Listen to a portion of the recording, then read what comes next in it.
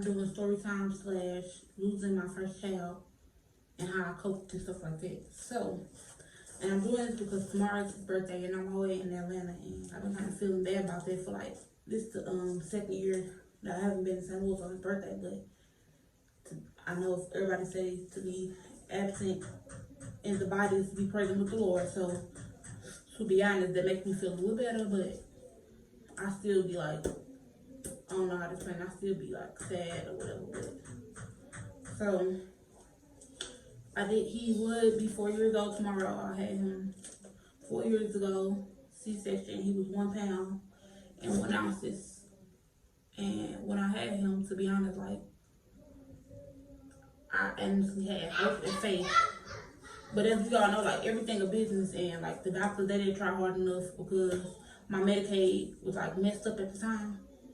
I was young, so of course I'm Medicaid, but my Medicaid was messed up at the time, and they didn't really want to give him all the medicines they could or hook him up to majority of the stuff, like give him all the good treatment because my Medicaid was messed up, and everything is business. Without them making money, they can't really do nothing, basically. So the 7 days while I was there, we was back and forth. I couldn't get sleep. It was real hard for us. Honestly, it was real hard because we were so young, and I really didn't expect to like go through anything like that. And I still to this day be hella shocked. Like, I really went through something like that. Like, to be young, and I don't know. Like, when I went through it, it wasn't a lot of people going through it until after I went through it. You know what I'm saying? So I'm like, maybe that's God telling me that I'm not alone, even though that sounds kind of harsh, but like, I don't know. Or maybe that's when it started happening. Perhaps they changed what they put in prenatal pills or whatnot, but I don't know. I just see more people start losing their child, and I thought like this video could help more people, different people, about how to cope. And honestly, I could not cope with this for like, and I still can't. Sometimes it's still hella hard, and on some days it's still hard for me.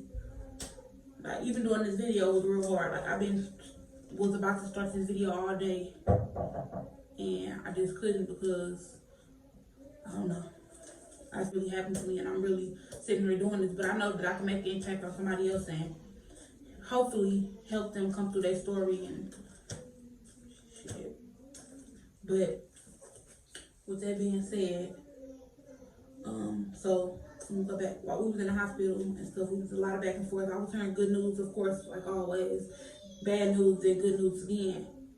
So and then like they was trying to make me pull a plug and basically putting a lot of pressure on me just because I was young.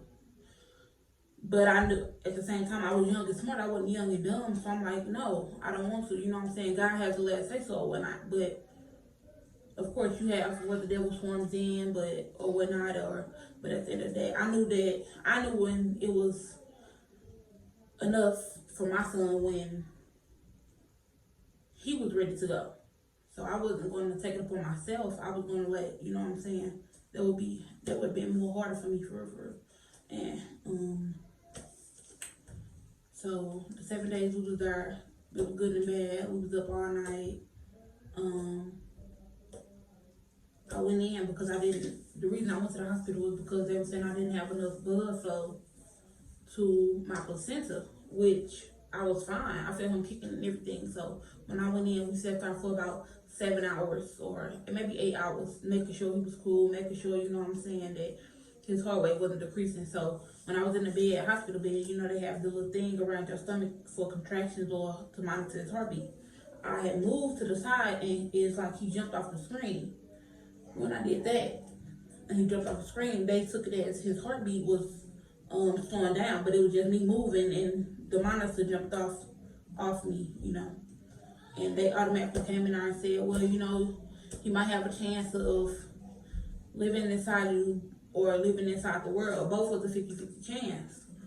And me being young and being so under pressure and so confused at the moment, I honestly didn't know what to think. I think about was just like, no, I just wait it out and see what goes on or whatnot.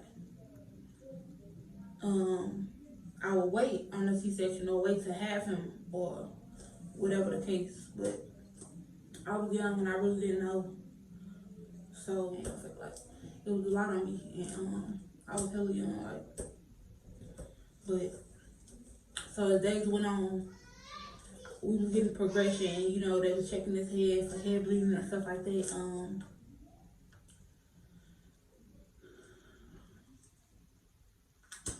They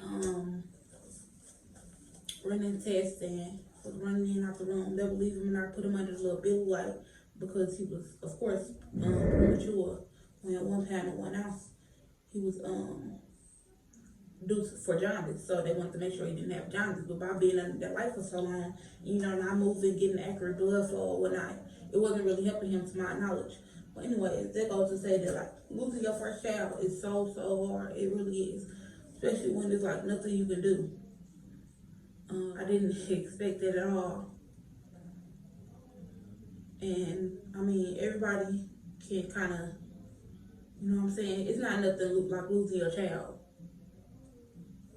Losing your child, like going through those, I was 6 months when I had him, and like going through those 6 months every day, knowing, you know, feeling him kick and different things like that, just basically going through a pregnancy and getting so excited just to lose your child. I mean, I know that everything happens for a reason. That's why I got 2 beautiful girls, of course, but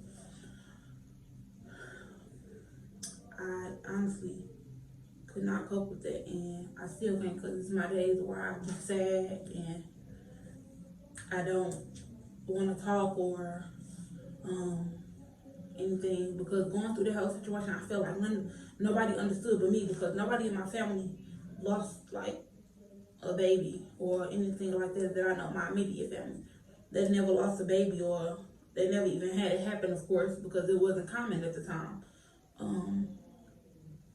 And like, so I felt like I was going through that wrong, of course, with my husband, with Darius or whatever. But other than that, I really didn't feel like nobody could understand me, and so I kind of shut myself out, and I couldn't, of course, and I couldn't go to work. I just basically felt like I had a C-section, and I left the hospital with, you know what I'm saying, a broken heart, still hurting, still going through the C-section pain, all that, just to, you know, still be sad at the end or still be hurt.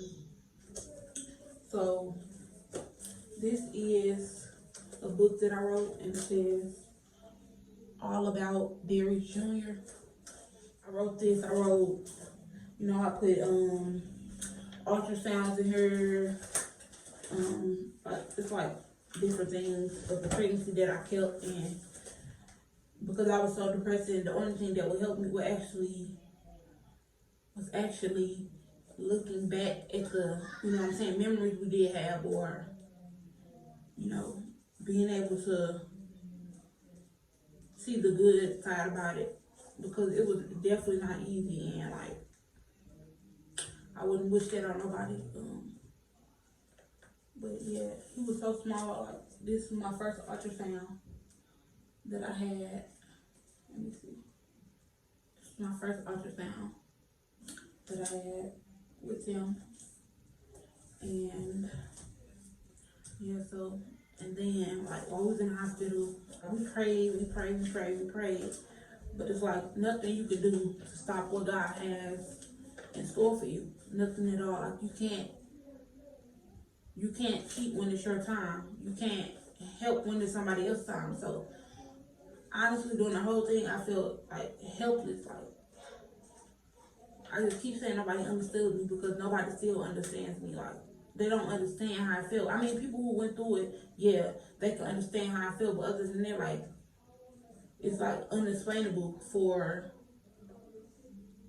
me. It's like an unexplainable story that can't be told, or I can't. It's hard to express my feelings about that, because I don't feel like people understand, or, you know what I'm saying. It's nothing like losing your child, losing your family. Period is hard, but when you went through 6 months and with this human inside your body, and then all of a sudden it ends so quickly, it's just like real hard. So yeah, this is the book that I wrote about him. So it says all about Darius Jr. Not a book, but you get it. It says all about Derek Jr. I said, love you, son, mama. It's a boy. I had him on October 20th of 2017. I found out it was a boy, I'm sorry, on September 13th of 2017. And his due date was January of 2018. I had him on October. So,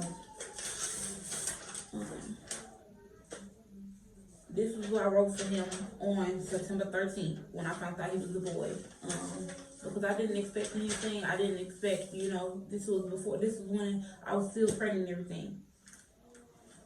I said, dear son, I'm writing this although you will probably see this and understand it at least 9 years later. Anyways, I found out I was pregnant June 6, 2017. I was hoping for a girl. My mama and your mother really wanted a son.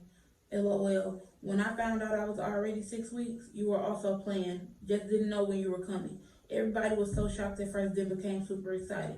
Anyways, you'll be here January 27, 2018, if you decide to come today. September 13, 2017 is when I found out you were a boy.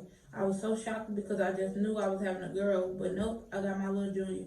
You will be able to protect your other siblings, if any, because the stuff and sickness I'm going through or did was out of control. But I know you were worth it all. I love every bit of it, son. Love, mommy. So I wrote that the day I found out he was a boy.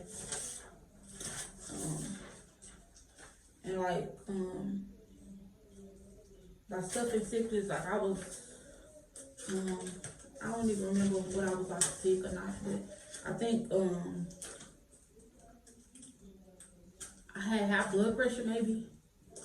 It was 4 years ago, so I honestly don't remember, but I think I had high blood pressure.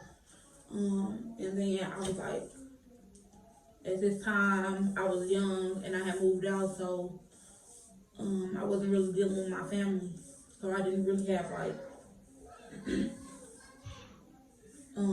support at first of my pregnancy because it was just me moving out, and I was 17 when I moved out.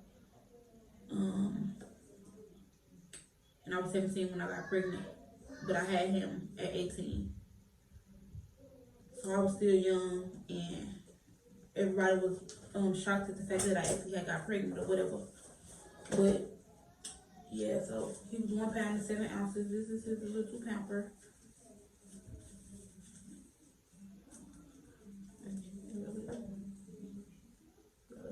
Literally the size of my hand. And I kept this because I keep all this stuff in the box. I have blankets of when he came out and things like that. Pictures of when he came out and me seeing him at that time. This is his little hat.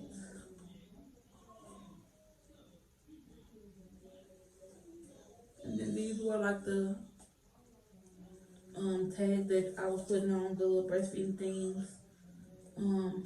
The breast milk containers, which I was also very depressed about that for a while because, what I'm saying, being in the NICU and being that small, the main thing that they should have offered him was breast milk, but they never gave him none, to even try through the tube or nothing. They just, I don't know, I just feel like they let him starve and suffer for real because they didn't really do anything, or they didn't go out their matter to make sure that he had a higher chance of surviving.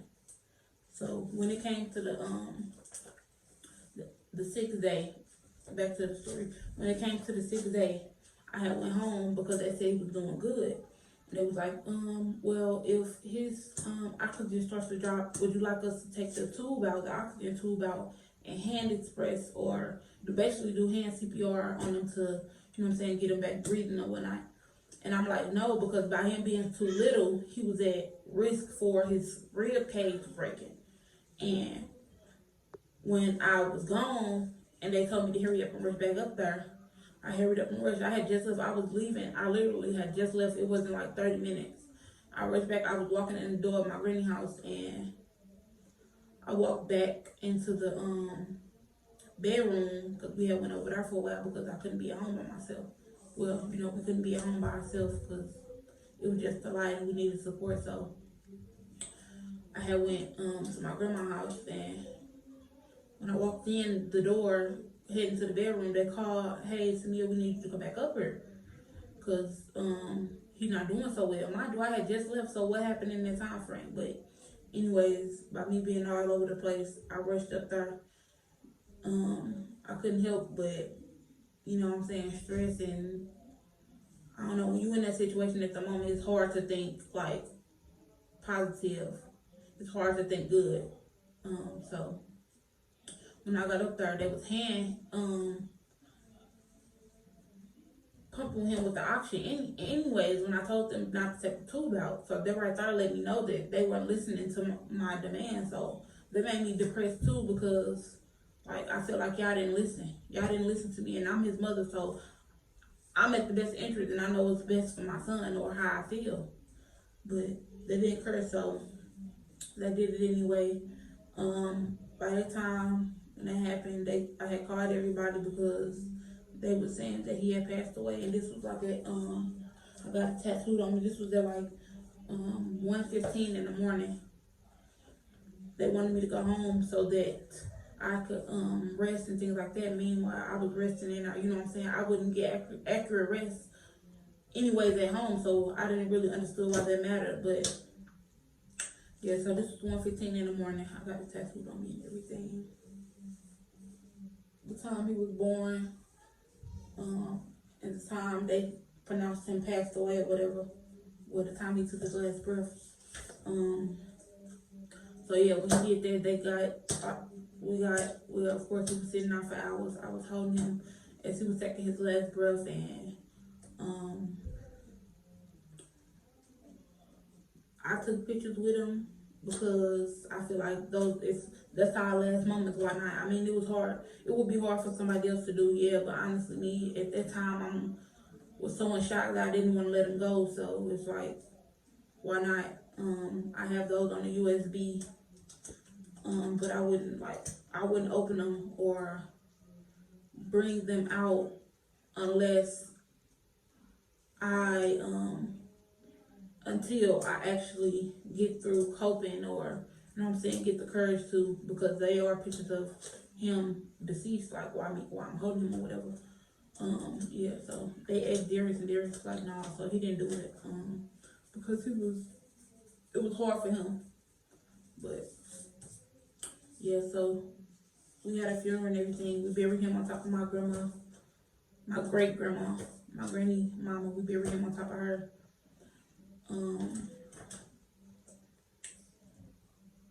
Yeah, it was just a lot, like, and then moving out here, I mean, I had my two daughters, and I felt a lot better because, you know what I'm saying, it's nothing like your first child, but I felt the comfort and I felt warm again with my daughters. My youngest daughter came out looking just like him, exactly like him, like literally. Well, they both did. When they would be asleep, I don't know if it was because I was still trying to cope, but when they would sleep, I would just look at them and they looked just like him. He had extra fingers, and my youngest daughter, she got extra fingers, and she got the same color as him, same head shape, same big feet, and stuff like that. So yeah, I just had this teddy bear that Darius' great uncle gave to us on the day we were leaving out the hospital to go home.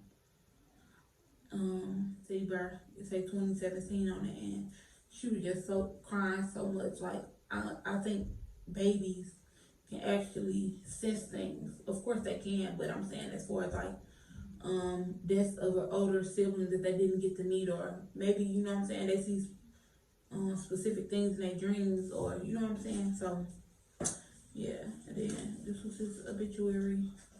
I have a lot of copies because I got more.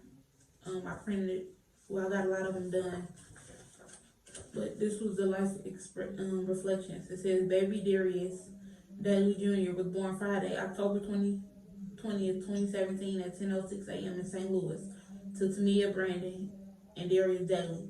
Darius was due to be born Saturday, January 27, 2018. He was their firstborn to their life. Darius fought a hard battle the first 7 days of his life.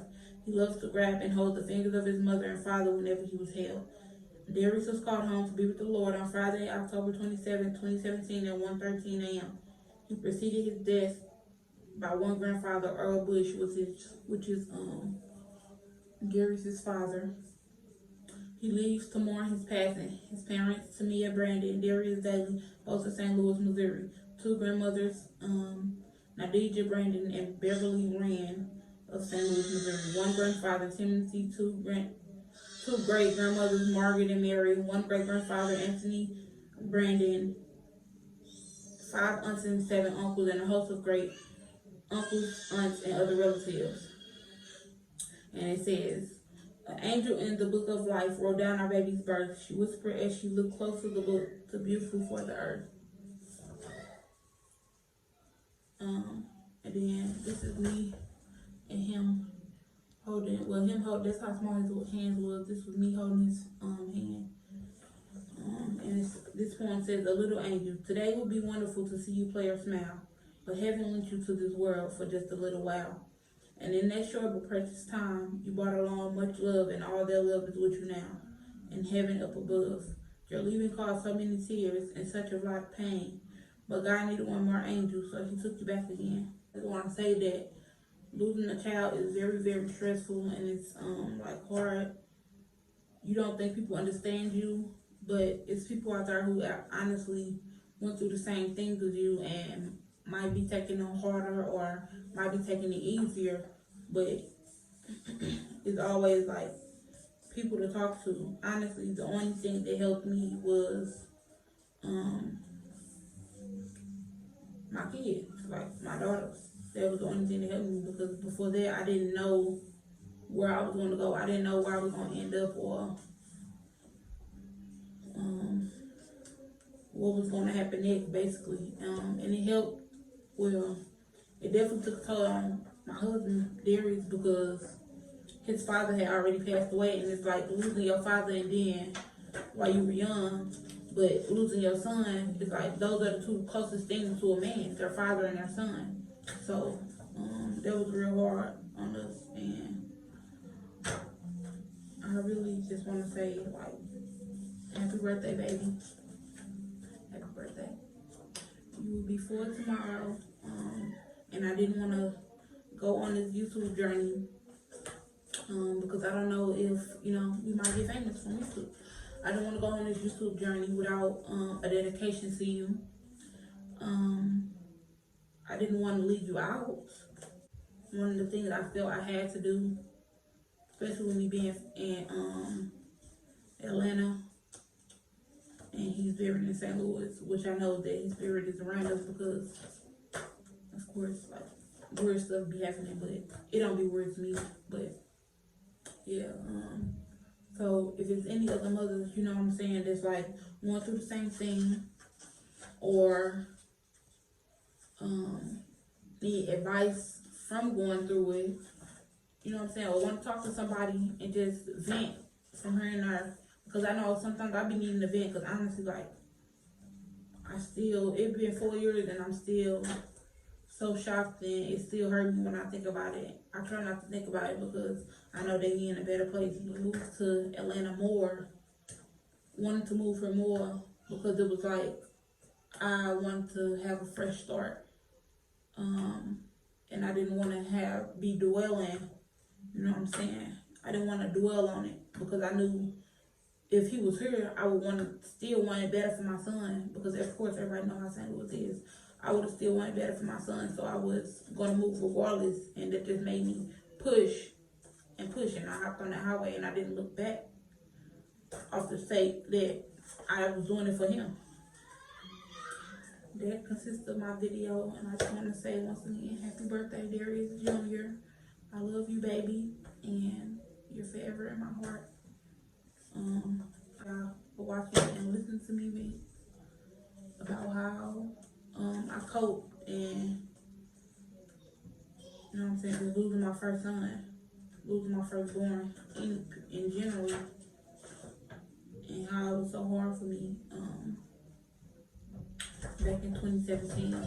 You know, so this is Dallas. This is my youngest baby. Her fingers, they were big, but they got tied off. So we're gonna sing happy birthday.